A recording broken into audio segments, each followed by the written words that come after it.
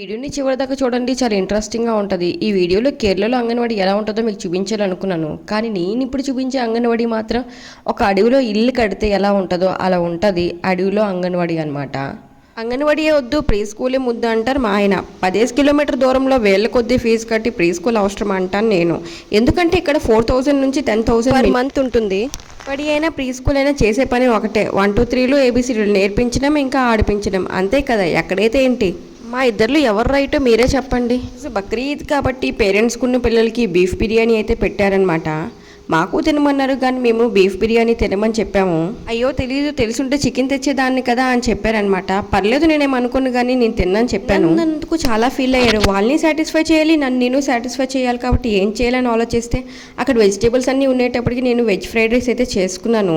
కానీ ఆమె నా కోసం రైస్ అనేది పక్కన పెట్టారనమాట. ఇప్పుడు ఉన్న వాళ్ళు టేస్ట్ చేసి సూపర్గా ఉంది, రెసిపీ షేర్ చేయవని అడిగారు. సబ్స్క్రైబ్ చేసుకోండి అబ్బా.